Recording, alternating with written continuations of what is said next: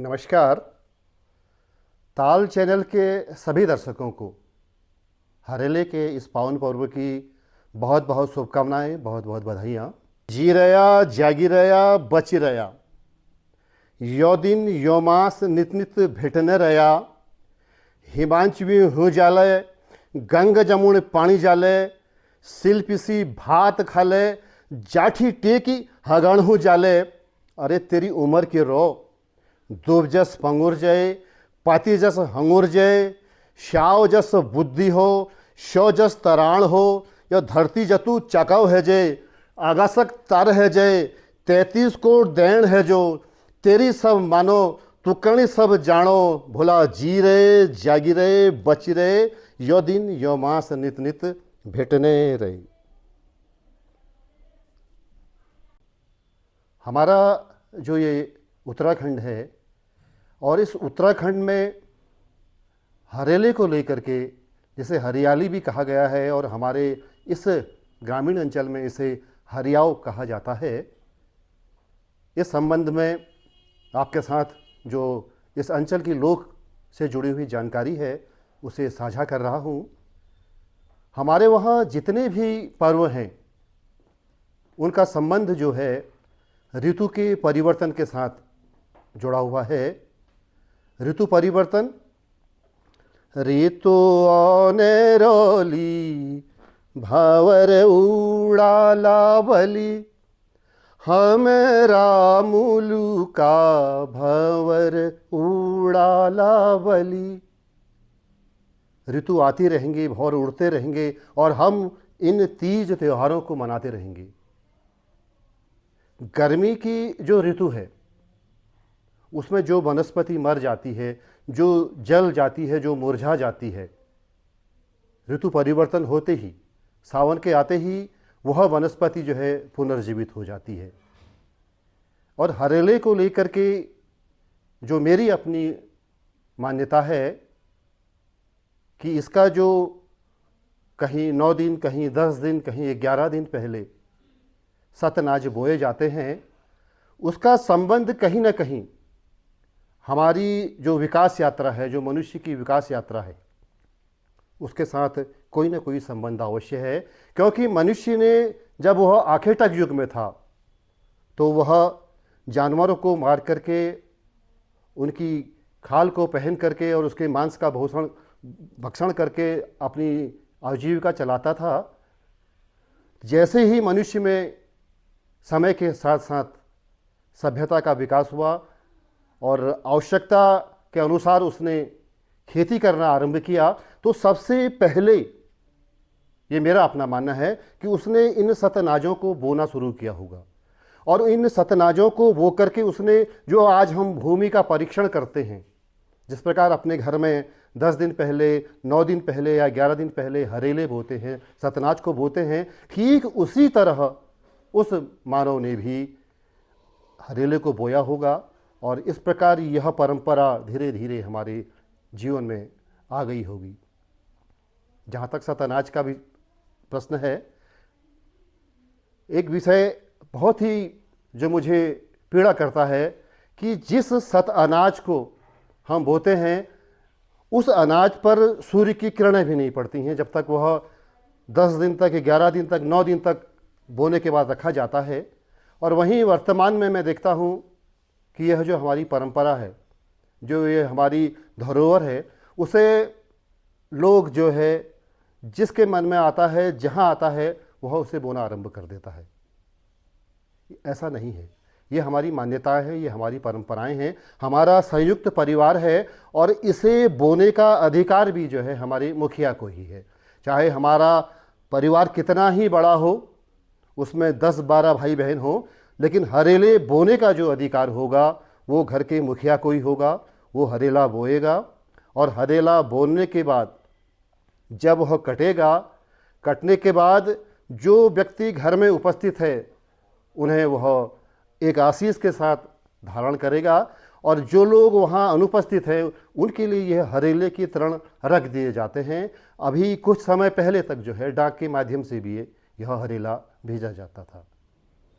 इसी संबंध में इससे हट करके भी मैं कहना चाहूँगा कि जो हमारे वहाँ उत्तरायणी पर मकर संक्रांति, जिसे हम काले कौवा भी कहते हैं, उसमें जो घुघुते बनते हैं, उन्हें बनाने का अधिकार भी जो है हमारे मुखिया को ही है। वह घुघुते बनाएगा और अपने परिवार के जितने भी सदस्य हैं, और विशेष रूप से उन परिवारों में जहाँ जहाँ पुत्र का या पुत्री की प्राप्ति हुई है, उन बच्चों के लिए भी एक एक माला बनाएगा और पेड़ के साथ वह उसे भेजता है। तो ये हमारी परंपराएं हैं, ये हमारी मान्यताएं हैं। जिस हरेले पर सूर्य की रोशनी नहीं पहुंचती है, उसके पीछे जो लोक मान्यताएं हैं, उन्हें हमें आदर देना होगा, उन्हें मानना होगा। तभी हम इन परंपराओं को अपनी परंपरा, अपनी लोक परंपरा कह पाएंगे। सतनाज बोया जाता है और सतनाज बोने के बाद उसकी सुबह और शाम को निराई की जाती है, गोड़ाई की जाती है, उसे पानी दिया जाता है। और हरेले से एक दिन पहले हर काली की पूजा होती है। हर काली, हर यानी शिव, और काली का यहाँ जो तात्पर्य है वो भगवान शिव से है। और जैसे हम 10 दिन पहले, 9 दिन पहले, 11 दिन पहले हरेला बोते हैं, ठीक उसी तरह हम मिट्टी लेकर के आते हैं, उसे छानते हैं, उसे सुखाते हैं, उसमें कोई कीट पतंगा न रहे, और उसके बाद उसमें गोंद मिला करके, उसमें रुई मिला करके उसे आटे की तरह हम ओलते हैं, और उसके बाद उस पर जो है हम डिकारे बनाते हैं। डिकारे यानी मिट्टी की देवी देवताओं की मूर्तियाँ। ये देवभूमि जो है भगवान शिव को समर्पित है, और शिव का यहाँ इसे ससुराल कहा गया है और पार्वती का मायका कहा गया है। कुमाऊनी कवि शेरदा अनपढ़ कहते हैं, अरे पार्वती को मैं त्युड़ा देश, म्यार मुलुक कतुक प्यार, अरे डाना काना बैजुन हंस छो, पर्वतु बे चेरुनी तारा। तो उन्होंने इसे भगवान शिव का ससुराल और पार्वती का मायका कहा है। और मिट्टी को ओलने के बाद उसमें रुई और बांस की जो निंगाल हमारे वहाँ कहा गया, उसकी खपच्चियों को सहारा देने के लिए लगाया जाता है। और डिकारे यानी देवी देवता जो हमारे भगवान शिव है, इनके परिवार की मूर्तियों का निर्माण किया जाता है। और यह निर्माण यहाँ 2 प्रकार से किया जाता है। एक प्रकार में तो हम सपाट आधार पर अलग अलग शिव और पार्वती, गणेश, कौटिल्य, सहचरी और नंदी, मूषक के चित्र बनाते हैं, डिकारे बनाते हैं। और हम एक ही एलिवेशन में भगवान शिव के पूरे परिवार को सामूहिक रूप से बनाते हैं। तो ये डिकारे जो है बनाए जाते हैं और सूखने के लिए रख दिए जाते हैं, और सूखने के बाद विश्वास से इन पर पहले रंग किया जाता है। उसके बाद कमेड से इन पर फिर एक लेप किया जाता है, और उसके बाद जो हमारे वनस्पति रंग हैं, जो प्राकृतिक रंग हैं, उनकी सहायता से उन पर फिर चित्रांकन किया जाता है। ये जो सारी अभिव्यक्ति है, ये जो सारी कल्पना है, जो सारा निर्माण करती हैं, ये हमारी माताएं करती हैं, और इस पर उनकी अपनी अभिव्यक्ति भी होती है, और देखने में यह बहुत ही सजीव लगती हैं। इनका निर्माण करने के बाद, इनका श्रृंगार करने के बाद, इन्हें आभूषण और वस्त्र पहनाने के बाद पुरोहित जी आते हैं, और हरकाली के दिन जो है इनकी पूजा की जाती है, इनकी प्राण प्रतिष्ठा की जाती है। और हरेला काट करके सबसे पहले इन देवी देवताओं को चढ़ाया जाता है, और उसके बाद हरेले के दिन जो हरेला है वह काटा जाता है, देवी देवताओं को चढ़ाया जाता है, और घर के सदस्यों को जो है पिठिया और अक्षत के साथ दिया जाता है। तो ये जो रोली की परंपरा है, जो ये पिठिया की परंपरा है, ये जो हमारे मांगलिक प्रतीकों की परंपरा है, ये प्रागैतिहासिक काल से चली आई हुई है। देवी देवताओं की मूर्तियों पर फूल चढ़ाना, उनमें चंदन लगाना, उनमें पिठिया लगाना, उनमें अक्षत लगाना, ये हमारी प्रागैतिहासिक काल से चली हुई परंपरा है। तो यहाँ हम जो देखते हैं कि देवी के थानों में हरेला बोया जाता है, हमारे जो इष्ट देवता हैं उनके थान में हरेला बोया जाता है। नंदा देवी राजात के बारे में आप लोग सब जानते हैं। उनके जितने भी पड़ाव हैं, नौटी में हम जब जाते हैं तो वहाँ हरेला चढ़ाया जाता है।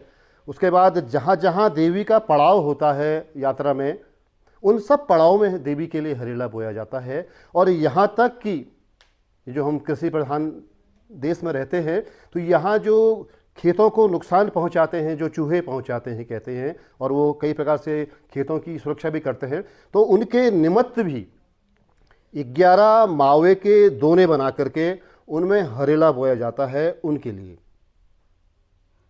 तो ये हरेला जो है, अगर हम देखते हैं तो अंकुरित भोजन भी है, और अंकुरित भोजन होने से इसे अमृत भोजन भी कहा गया है। और यह कहा गया है कि असाध्य से असाध्य रोगों का निवारण करने वाला भी है। तो ये हरेला जो है, हरकाली के दिन पहले डिकारों को पूजा जाता है। पूजने के बाद फिर यह हरेला दूसरे दिन घर के सदस्यों के द्वारा पहले देवताओं को चढ़ाया जाता है, और उसके बाद फिर एक आशीष के साथ घर की दादी है, नानी है, आमा है, माँ है, दीदी है, यह सब जो है परिवार के सदस्यों के माथे पर रखती हैं। तो ये तो हरेले के साथ जुड़ी हुई हमारी परंपरा है, लोक परंपरा है, हमारी सनातन परंपरा है। और मैंने जैसे पहले भी कहा कि इसे बोने का अधिकार हमारे मुखिया को ही है। ये दूसरा प्रसंग जब आता है कि ये जो परंपराएं हैं, ये जो हमारे रीति रिवाज हैं, सावन का महीना है और इनका संबंध भगवान शिव के साथ भी जोड़ा गया है। जहाँ हम डिकारों के माध्यम से देखते हैं कि हम शिव को और शिव के परिवार को बनाते हैं, वहीं सावन का महीना प्रारंभ होने से सभी जो हमारे नदी है, गाढ़ है, गधेरे हैं, और जहाँ जहाँ नदियों का संगम है वहाँ शिवालय का निर्माण होता है। और शिवालय में जो है जलाभिषेक किया जाता है। हमारी जो माताएं हैं, जो बहनें हैं, जो सुहागिन बहू बेटियां हैं, वह सावन का व्रत करती हैं। यह परंपरा सभी जगह देखी जाती है, लेकिन हमारे वहाँ विशेष यह है कि इस दिन जो है घर घर में जो है पार्थिव लिंगों का निर्माण किया जाता है, शिवार्चन किया जाता है। इसमें 108 से लेकर के 1008 और जिसकी जितनी श्रद्धा है वह उनकी संख्या बढ़ाता जाता है। मूर्तियों का निर्माण किया जाता है।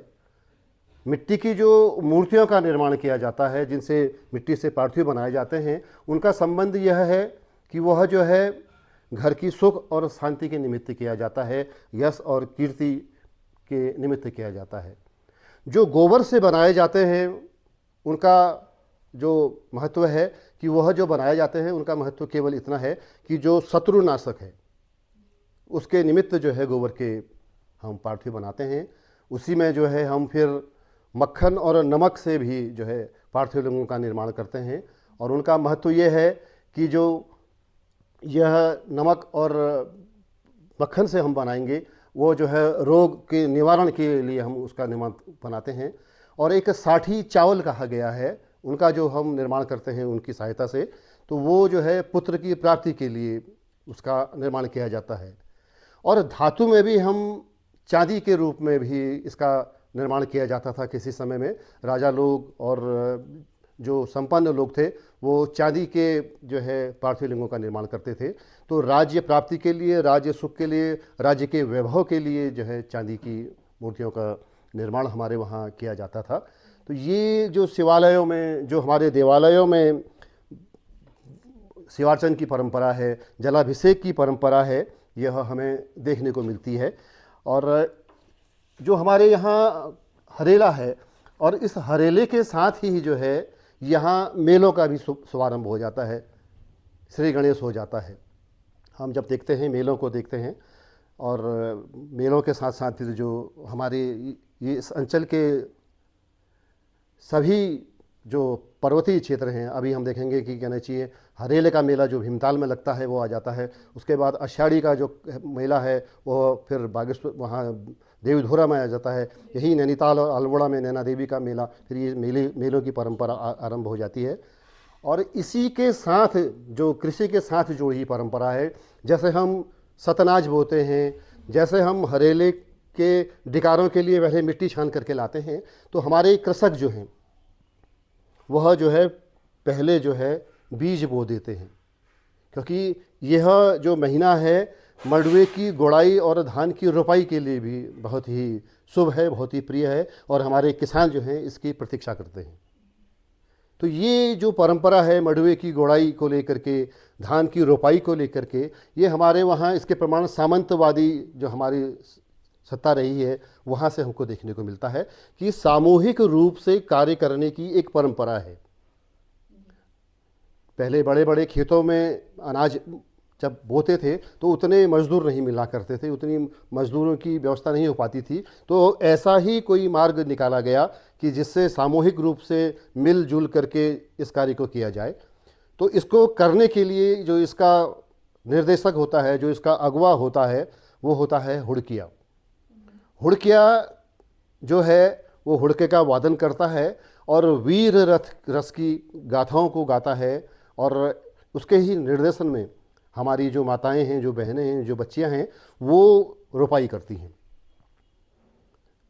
तो वो जिसके खेत में जिस दिन रोपाई होनी है या मंडुवे की गुड़ाई होनी है, तो उसे बुला करके उसे निमंत्रण दिया जाता है हुड़किए को, और उसके बाद वह जो है सारे गांव में जाएगा और हर घर में जाकर के हुड़के की थाप दे करके उन्हें निमंत्रण दे आता है कि कल अमुक व्यक्ति के घर में जो है रोपाई है और आपको निमंत्रण है। प्रातःकाल सभी लोग जो हैं उस खेत में पहुंचते हैं, सब लोग आते हैं, और जो हमारा यह किसान हुड़किया है, हुड़किया, और इसको हुड़किया बॉल ही कहा जाता है, कम शब्दों में तो बॉल कह देते हैं, और वैसे हुड़के के साथ जो गायन किया जाता है, जो वादन किया जाता है, वो बॉल कहा जाता है। तो यह सवेरे जब आता है तो पहले भूमि की पूजा करता है, भूमि को अक्षत, चंदन और उसकी आरती करता है, और हमारे इष्ट देवताओं जो हैं उनका आह्वान करता है, उन्हें निमंत्रण करता है, और कहता है कि हे इष्ट देवता, हे पंच देवता, आप दैन होना, दाहिने होना। उसमें जो हमारे स्वयं देवता हैं उन्हें आमंत्रित करता है, जो हमारे भूमिया देवता हैं उन्हें आमंत्रित करता है, और कहता है कि शोवदीये विदहे धरती माता,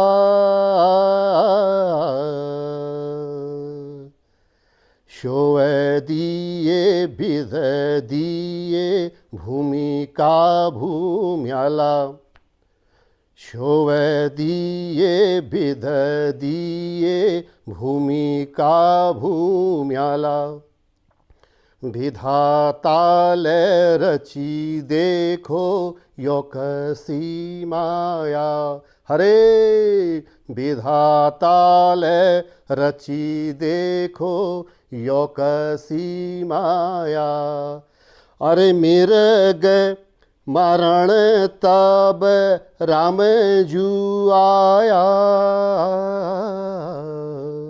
तो इस प्रकार वह भूमि की वंदना करता है और वीर रस की गाथाओं को गा करके जो है अपनी गायन पद्धति से जो है रोपाई को आरंभ करता है। और इसमें जो हमारी माताएं हैं, जो बहनें हैं, जो बेटियां हैं, वह इसकी पंक्तियों को जो है दोहराती भी हैं।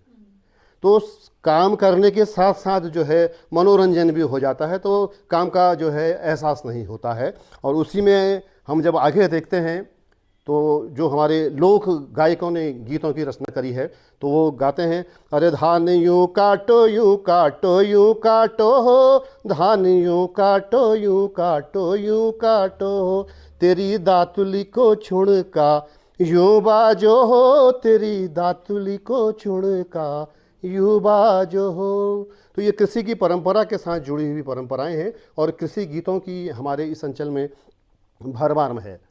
फिर जब काम वाम हो जाता है, शाम को जब लोग जाते हैं, तो उसमें भी वह गायन के माध्यम से कहता है कि जल्दी जल्दी हाथ चलाओ, अब देर हो रही है और रुपाई पूरी करनी है, अभी थोड़ा सा रह गया है।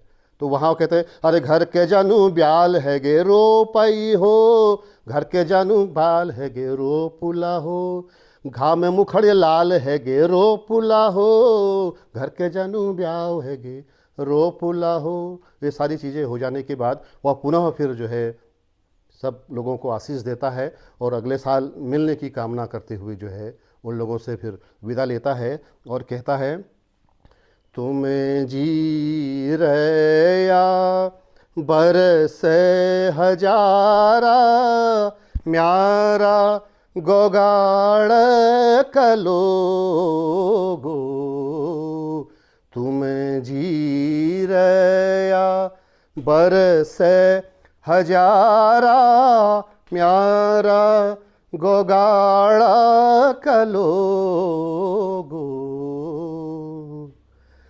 मिलिया हो लोगो बरस बरसा, मिलिया हो लोगो बरस बरसा, फूलो फलो परिवारा।